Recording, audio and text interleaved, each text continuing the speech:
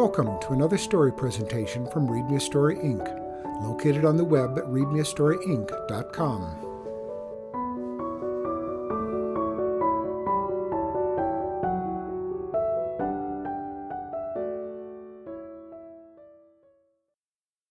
A Place of Haunts by Robert D. Culp.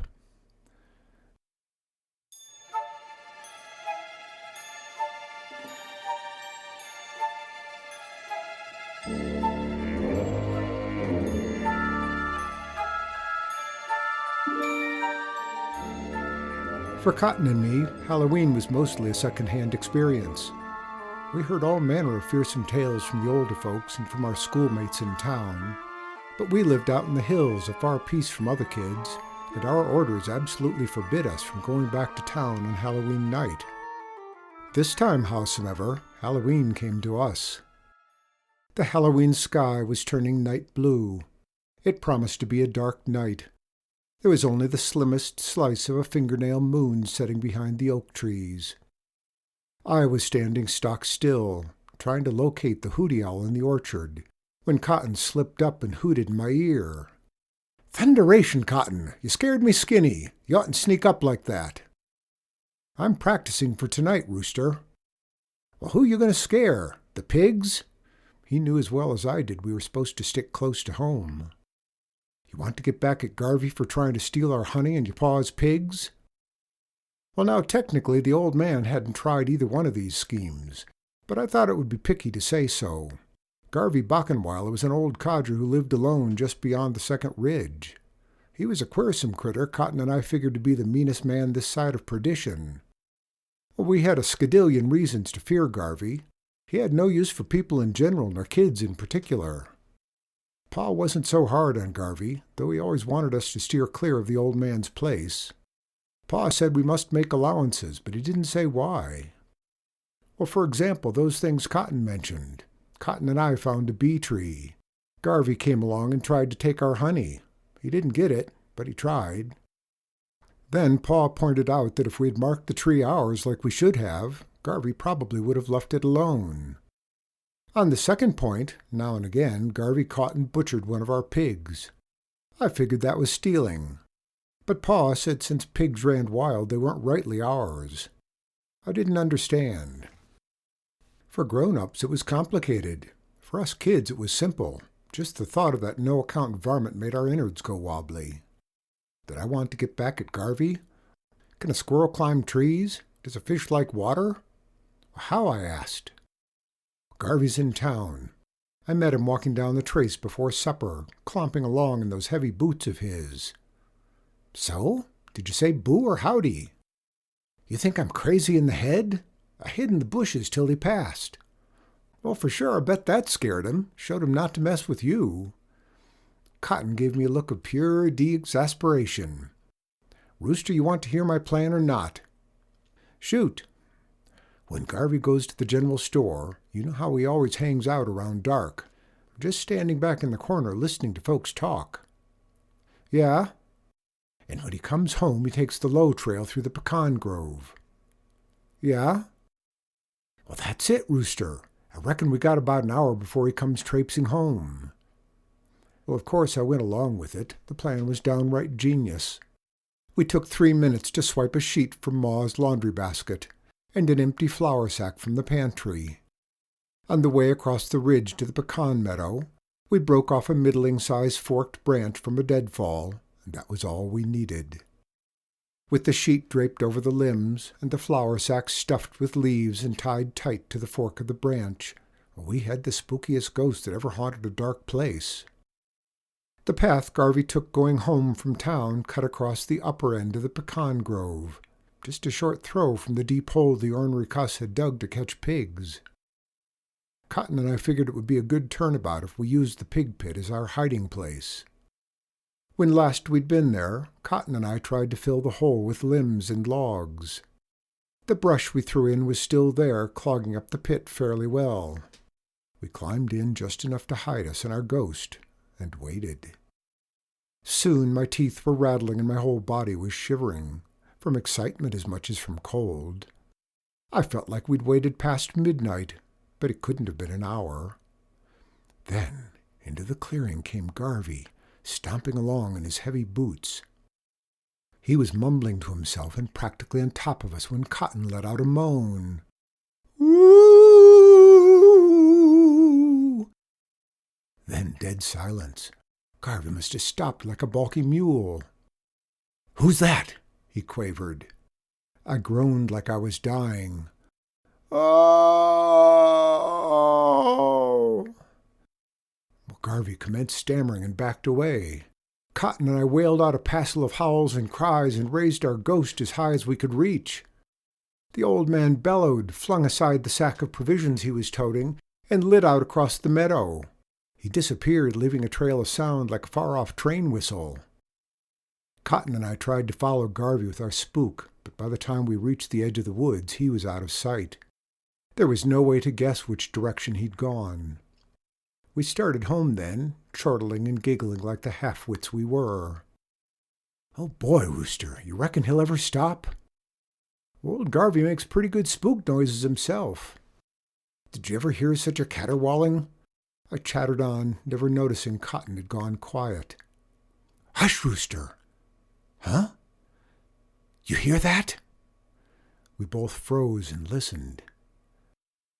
Nothing. After a minute we walked on. I started joshing Cotton about having spooks on the brain. Then it was my turn to be chilled, full of goosebumps. "Cotton, there's something behind us." "Well, you heard it too?" The rustling stopped. There was a heavy breathing somewhere in the dark behind us.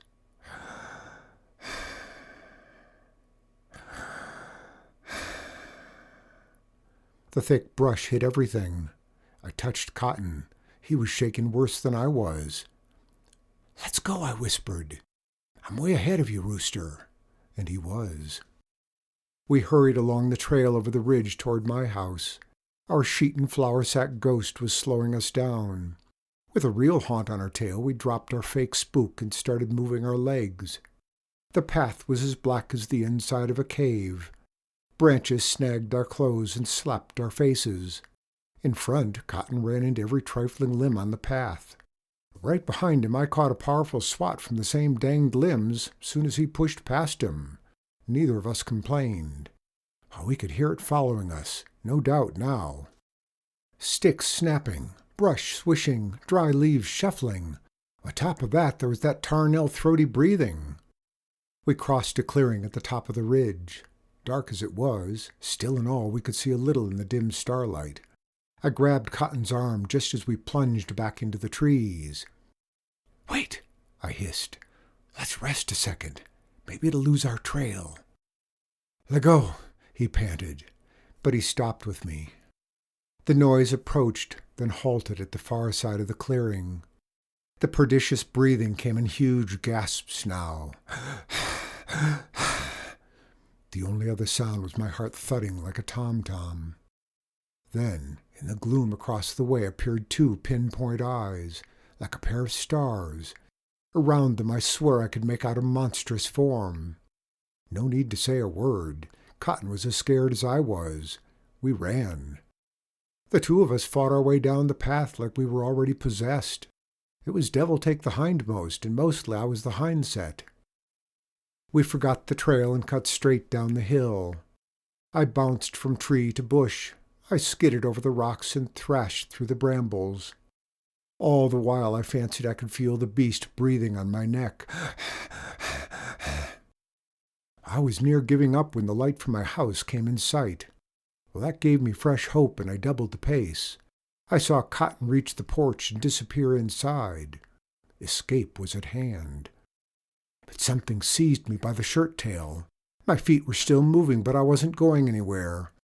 Well, I let out a bodacious screech, "Ah!" and kicked and flailed like an unbroke horse. I heard my shirt rip and I was loose. Why, in 2 hops I hit the kitchen door and busted into the house. "My gracious, Rooster, I thought you were a wild Indian," said Ma with a big smile. "Were you two trying to give us a Halloween fright?" Paul looked at my torn shirt tail. "'Pears to me he's the one saw the ghost. Maybe he tangled with some spook." Well, I was so obliterated I was giddy. I gulped air while Ma and Pa chuckled at me. When I thought I could keep my voice from quivering, I said, "Ah, Pa, you know there's no such thing as ghosts." Cotton and I were so all-fired happy to be safe from the place of haunts, we didn't mind the teasing we took. Cotton was afraid to go home through the dark, so he told Ma that his folks said he could stay over. We figured we could convince his folks later that it was just a misunderstanding. Anyway, we'd worry about that in the daylight. Next morning before breakfast, Cotton and I eased out into the yard to check the scene. At the edge of the garden, we spotted a strip of my shirt tail snagged on the barbed wire. "Well, there, Rooster," Cotton pointed at the evidence. "You still say something grabbed you?" It sure looked as if we'd imagined the whole thing. I walked towards the fence, feeling silly. Then I stopped. "Hey, Cotton, look at that!" There, right near my snagged shirt tail, the sheet and the flour sack lay folded as neat as fresh laundry. We ran to them. I grabbed them up like they were certain proof that we weren't light in the head. And there, in the soft dirt of the garden, leading in the direction of the woods, was a trail of heavy boot tracks. Cotton and I were some mortified by our Halloween scare. Whenever we were alone, we discussed and argued about what had happened. Finally, on our annual expedition for persimmons with Uncle Jake, we decided to draw on his considerable know-how. "Well, Uncle Jake, do you believe in haunts?" I picked persimmons and acted unconcerned. Cotton heard me, but ducked his head and inspected his sack full of squishy orange fruit. "Well, do I believe in haunts?" Uncle Jake stared hard till I started fidgeting. It was almost Thanksgiving. Cotton and I hadn't told a soul about Halloween night, but it was eating on us. "What Rooster means, some kids at school got chased by a spook on Halloween night, that's all." Cotton sounded almost convincing. "Well, I see," said Uncle Jake, and he probably did. "Well, in town or here in the hills?"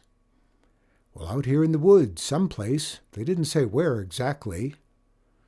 He grunted. "Might have been a go-row." "What?"